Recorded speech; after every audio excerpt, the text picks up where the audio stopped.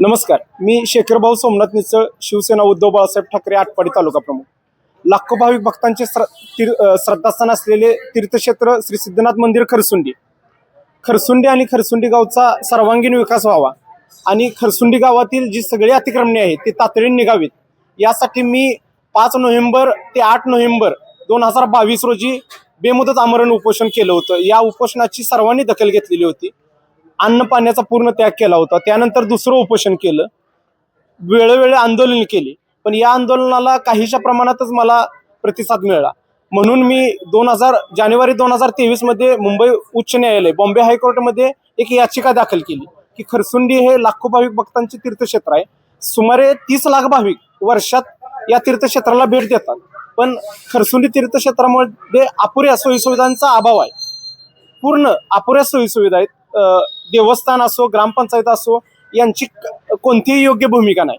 मग मी जानेवारी 2023 मध्ये मुंबई हायकोर्टमध्ये एक याचिका दाखल केली की सदरची जी 175 खरसुंडी गावातली अतिक्रमण आहेत महाराष्ट्र शासनाच्या जागेत ती त्वरित निघावीत. आणि माझ्या या संघर्षपूर्ण लढ्याला यश आलेलं आहे.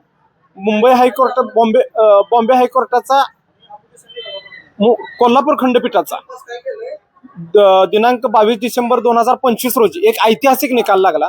यामध्ये माननीय कलेक्टर, माननीय तहसीलदार, माननीय प्रांत यांनी तातडीने येत्या 8 आठवड्याच्या आत, 2 महिन्याच्या आत ही संपूर्ण 175 अतिक्रमणे तातडीने काढण्याचे आहे. या लढ्याला सर्वांनी, खरसुंडी ग्रामस्थ, भाविक भक्त सगळ्यांनी पाठिंबा दिला. मी त्यांचा धन्यवाद व्यक्त करतो. यामुळे काय होणार आहे की खरसुंडी गावात येणाऱ्या भाविक भक्तांना भक्त निवास असो, स्वच्छतागृह, पार्किंग या अपुऱ्या सोयीसुविधा होत्या. या सर्वांचा त्यामुळे भाविक भक्तांना लाभ मिळणार आहे.